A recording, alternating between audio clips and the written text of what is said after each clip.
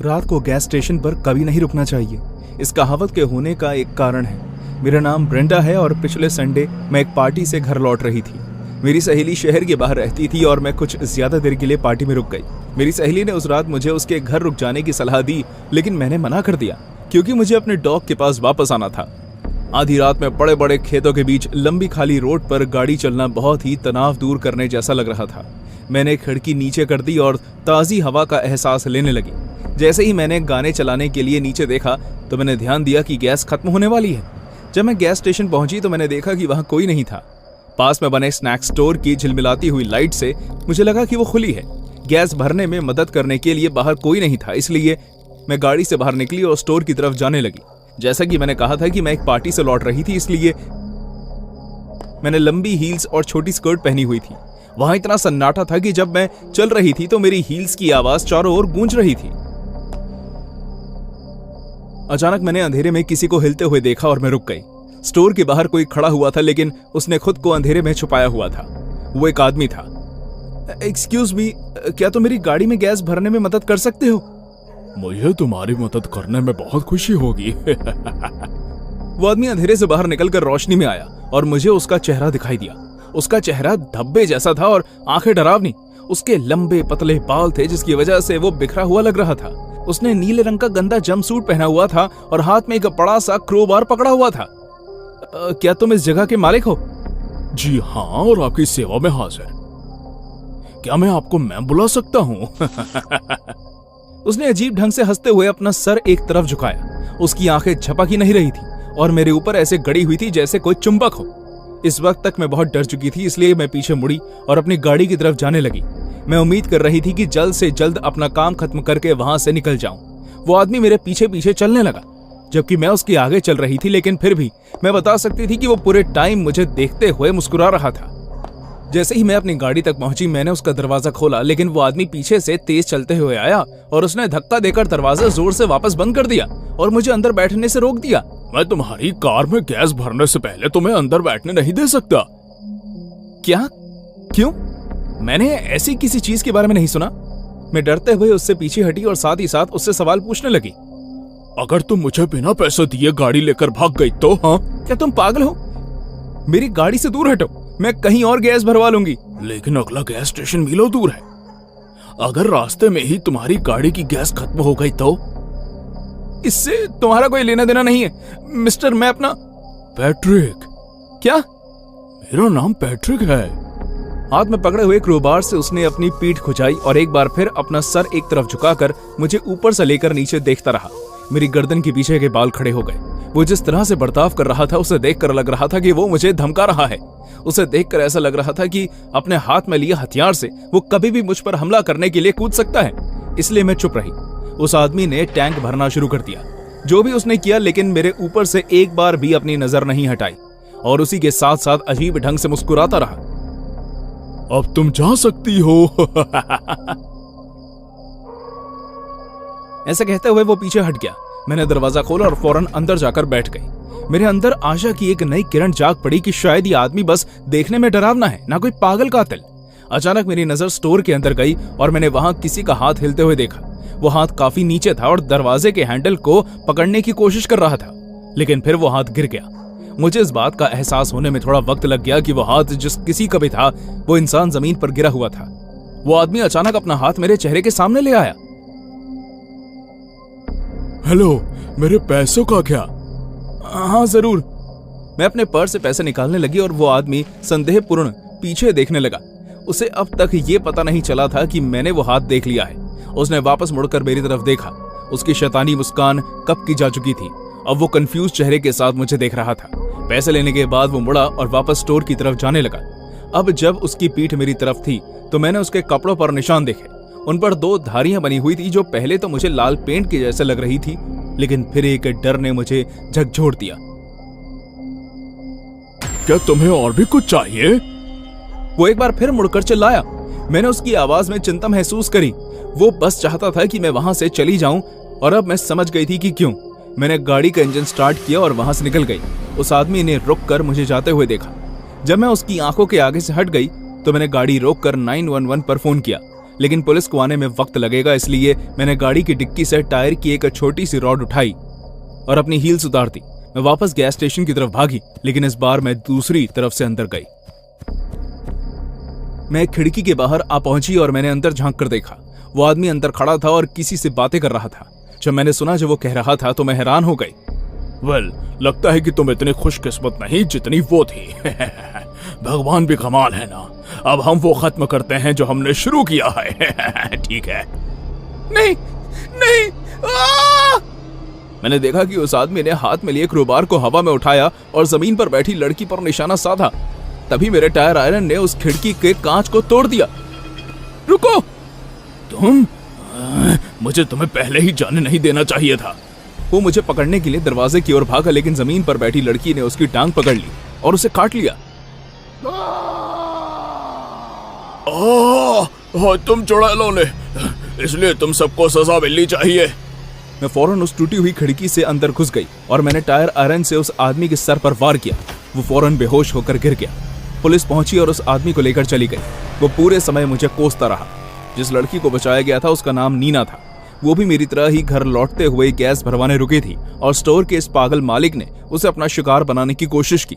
जब मैंने उसे पहले देखा था तो वो नीना का स्कूटर छुपा रहा था ताकि कोई शक न कर पाए, लेकिन शुक्र है भगवान का कि मैं वहां समय पर पहुंच गई, वरना कौन जाने उस लड़की के साथ क्या होता।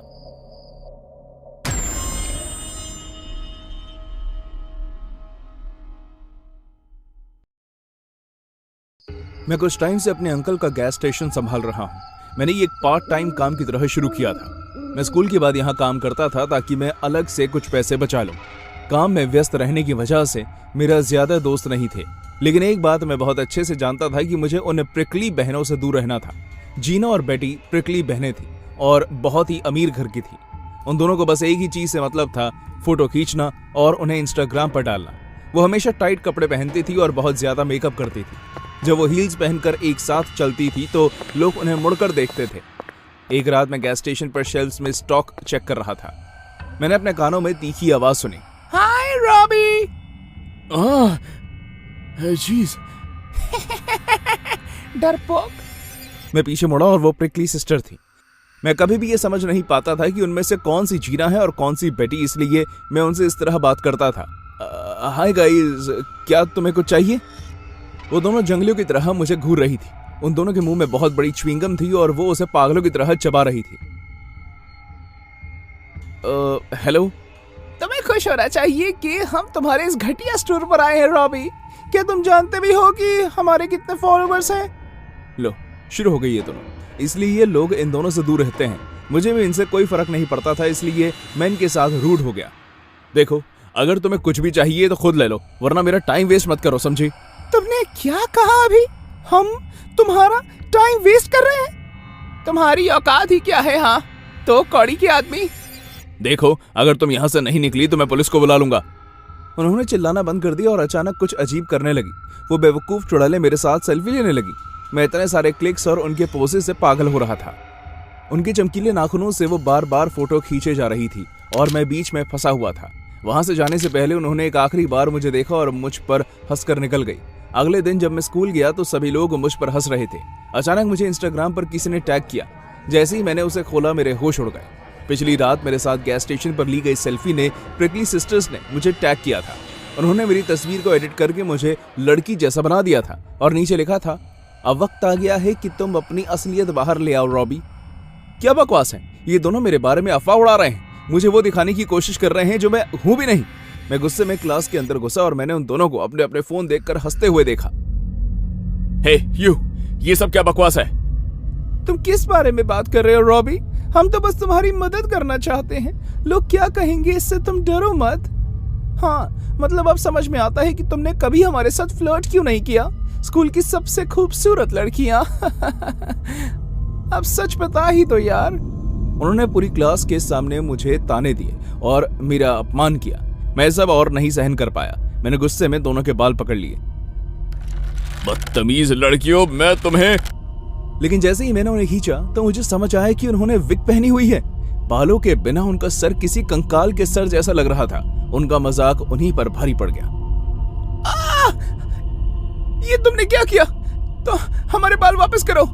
उन दोनों बहनों ने मेरे हाथ से विग छीने और चिल्लाते हुए क्लास से बाहर भाग गई। अब सभी लोग उन पर हंस रहे थे और हालांकि मुझे बुरा लगा, लेकिन मैंने खुद से कहा कि वो जानती थी ये होने वाला है। अगले 3 दिन तक प्रिकली सिस्टर्स स्कूल नहीं आई और ना ही कहीं नजर आई। मुझे लगता है कि इस हादसे ने उन्हें सबक सिखा दिया है और वो सीधी हो गई हैं। लेकिन नहीं, मैं गलत था। एक दिन काम खत्म करने के बाद मैं घर वापस जा रहा था और जोर से बारिश होने लगी। मेरे पास छाता नहीं था, इसलिए मैंने शॉर्टकट लेने के बारे में सोचा। वो रास्ता जंगल के बीच से गुजरता था और ऐसे मौसम और वक्त के बीच बारिश उस जगह को और भी डरावना बना रही थी। अचानक मुझे अपने पीछे कुछ आवाज सुनाई दी। मैं पीछे मुड़ा और मैंने अपनी फ्लैशलाइट जलाकर देखा तो वो वहां थी, प्रिकली सिस्टर्स, बारिश में मेरे पीछे खड़ी हुई। वो बहुत ही भयानक लग रही थी। बारिश में भीगने की वजह से उनका सारा मेकअप फैल चुका था।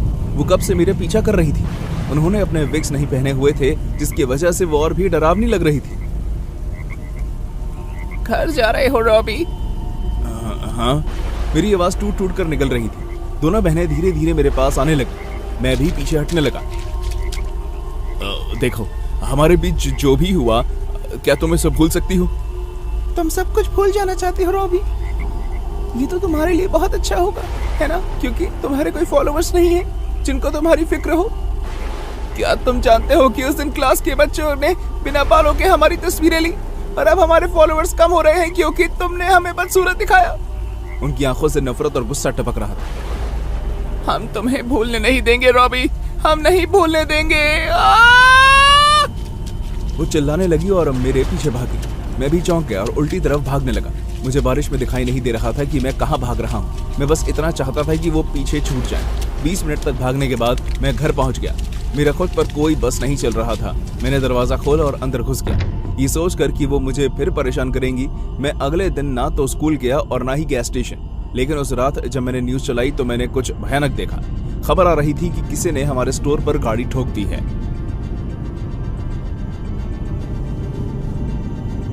पुलिस ने जो फुटेज दिखाई थी उसमें काले रंग की वैन नजर आ रही थी जो फुल स्पीड में गैस स्टेशन की तरफ आई।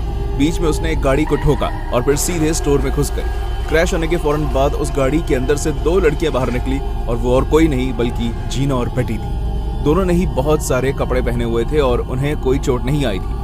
उन्हें देखकर पता चल रहा था कि उन्होंने जो भी किया उसका उन्हें कोई पछतावा नहीं था। वो हादसे की जगह से आराम से बिना कुछ किए निकल गई।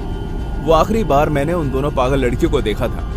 मेरे अंकल को इस नुकसान के बदले इंश्योरेंस मिल गई, लेकिन पुलिस उन दोनों लड़कियों को कभी नहीं ढूंढ पाई। मेरे परिवार वालों को लगता है कि फुटेज में देखी गई लड़कियां पिकली सिस्टर्स नहीं हैं, लेकिन मुझे यकीन है कि उन्होंने बदला लेने के लिए ऐसा किया था। इसलिए जीना और बेटी, अगर तुम दोनों ये देख रही हो, मैं जानता हूँ कि वो तुम दोनों ही थी जिन्होंने उस रात मेरे अंकल के स्टोर में गाड़ी चढ़ा दी। मैं उम्मीद करता हूँ कि तुम नरक में सड़ो। जब तक मेरा काम खत्म हुआ तब तक आधी रात हो चुकी थी। मुझे शक था कि इस वक्त तक कोई भी रेस्टोरेंट खोला हुआ नहीं होगा। मेरे पेट में जोर से गुड़गुड़ हो रही थी और मुझे लग रहा था कि मैं भूख के मारे मर जाऊंगा। ओह गॉड, मुझे खाना खाने की बहुत जरूरत है। मैं ऑफिस के एलिवेटर से जब नीचे उतरा तो मैंने खुद को अंधेरी सड़क पर अकेला पाया। मेरा घर ज्यादा दूर नहीं था, लेकिन कोई भी इंसान भूखे पेट नहीं सो सकता था। तब मेरे दिमाग में एक आइडिया आया। पास में मैंने गैस स्टेशन पर एक स्टोर है, मैं वहां से इंस्टेंट नूडल्स ले सकता हूँ और साथ में कुछ बियर। साथ ही वो वीकेंड था तो उसका स्वागत कुछ ड्रिंक्स के साथ करना तो बनता है। मैंने प्लान बना लिया था और उसी के हिसाब से गैस स्टेशन पर रुक गया। स्टोर का मालिक काउंटर पर बैठा सो रहा था।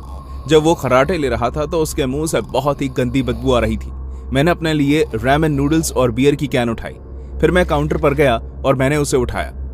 अपनी नींद भरी आंखों से उस आदमी ने सारा सामान गिना। मैं उसे पैसे देने ही वाला था कि मैंने काउंटर के पीछे लकड़ी का एक बक्सा रखा हुआ देखा। वो लाल टमाटरों से भरा हुआ था। अक्सर इस तरह के स्टोर में रेडी टू ईट सामान ही मिलता है, इसलिए एक ताजी चीज को देखकर मैं थोड़ा हैरान हुआ। हे, क्या वो टमाटर हैं? हाँ, मेरे बगीचे के, लेकिन मैं रात में इन्हें नहीं बेचता। उसका जवाब मुझे काफी अजीब लगा। मुझे नहीं पता था कि टमाटर बेचने के लिए उसका कोई सही समय होता है। 1 दर्जन टमाटर कितने में दिए? मैंने तुमसे कहा मैं रात के वक्त टमाटर नहीं बेचता। वो आराम से भाई, तुम्हारी दिक्कत क्या है? ये बस एक सब्जी तो है। वो उन्हें बेचने के लिए मना कर रहा था और मुझे वो किसी भी हालात में खरीदने ही थे। दरअसल एक पॉइंट के बाद अब बात मेरी ईगो पर आ गई थी। लेकिन जब उस आदमी ने उसके बावजूद भी मुझे मना किया तो मैंने अपने वॉलेट से $100 निकाले और उन्हें हवा में लहराने लगा। क्या मुझे 12 टमाटर मिल सकते हैं? मेरे हाथ से पैसे छीनकर उस आदमी ने मुझे 12 लाल ताजे टमाटर एक पारदर्शी थैली में डालकर दे दिए। मैं अपने चेहरे पर गर्व से भरी मुस्कान लेकर वहां से निकल गया, जो कि मात्र 5 सेकंड के लिए भी टिकी होगी, और अब जाकर चीजें खराब होने लगी। मैं सड़क के किनारे चल रहा था और सड़क पर एक भी गाड़ी नहीं थी। तभी मैंने अपने पीछे एक आवाज सुनी। मैंने पीछे मुड़कर देखा, लेकिन वहां कोई नहीं था। हाईवे खाली पड़ा था। मैं गैस स्टेशन से काफी दूर आ चुका था। ऐसा लग रहा था जैसे मैं आधी रात को स्ट्रीट लाइटों के बीच अंधेरे स्थान में चल रहा हूँ, लेकिन मुझे अकेलापन महसूस नहीं हो रहा था। मैंने अपनी गति बढ़ाई और फिर सामने एक आदमी को मेरे रास्ते के बीच खड़े हुए देखा। हम दोनों के बीच कुछ फासला था, लेकिन मैं उसे देख सकता था। उसके चेहरे पर कोई भाव नहीं थे, लेकिन वो मुझे घूर रहा था। फिर उसकी आंखें मेरे हाथ की तरफ घूमी और उसके चेहरे पर मुस्कान आ गई। कितना अजीब आदमी है। मैं खुद से बड़बड़ाते हुए चलने लगा। वो आदमी अपनी जगह से नहीं हिला। वो बस वहां खड़ा होकर मुझे अपने पास आते हुए देखने लगा। जैसे जैसे मैं उसके पास जा रहा था, मेरा दिल घबराने लगा था। अगर उसने कुछ करने की कोशिश की तो। हम एक दूसरे से बस कुछ ही इंच दूरी पर थे जब मैंने उसे पार करने के लिए अपनी लेन बदल ली, और वो भी अचानक हिला और मेरा रास्ता रोककर आगे खड़ा हो गया। क्या बकवास। मैं अपनी बाईं ओर हिला और वो भी। तुम्हारी दिक्कत क्या है? हाँ,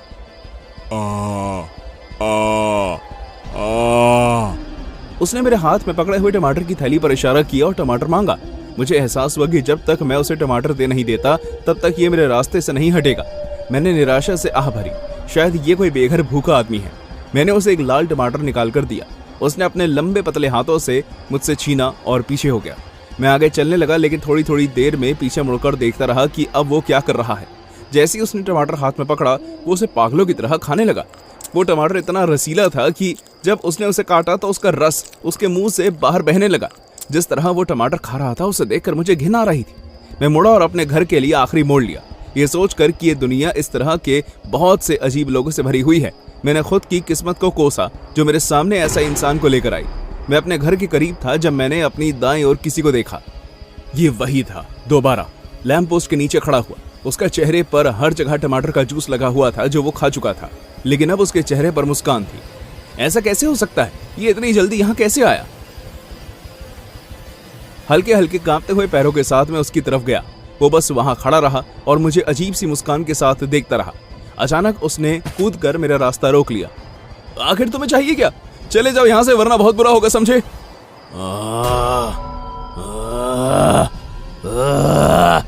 वो फिर से टमाटर मांग रहा था। तब जाकर मुझे समझ में आया, क्या यही वो वजह है जिसके लिए उस स्टोर के मालिक ने मुझसे कहा था कि वो रात को टमाटर नहीं बेचता? क्या इस बात का कोई मतलब भी बनता था? मेरे माथे पर पसीना आ गया। मैंने एक और टमाटर लिया और उसकी तरफ फेंका।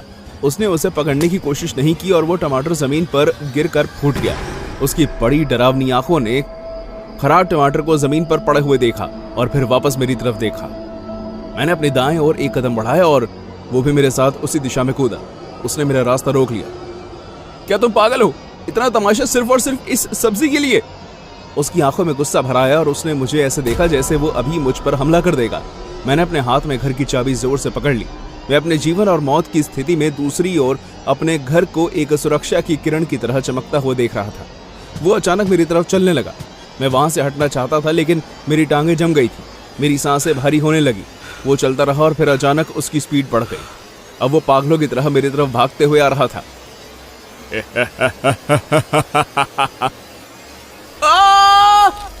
मैंने टमाटर का बैग उसकी तरफ फेंका और अपनी जान बचाकर भागा। मैं तभी रुका जब मैं घर पहुंच गया। जैसे ही मैं अंदर पहुंचा, मैंने दरवाजा जोर से बंद कर दिया। इन सब के बीच मैंने एक बार भी पीछे मुड़कर नहीं देखा। मैंने देख लिया कि सभी खिड़कियां ठीक से बंद हैं या नहीं, और फिर पूरी रात रजाई के अंदर दुबक कर बैठा रहा। मैं खाना भी भूल गया था। अगली सुबह जब मैं उठा तो मैंने देखा कि मेरे घर के आंगन पर किसी ने मेरे लिए नोट छोड़ा था, जिस पर लिखा था, क्या तुम जानते हो कि टमाटर एक फल है? मुझे यकीन है तुम्हें नहीं पता होगा।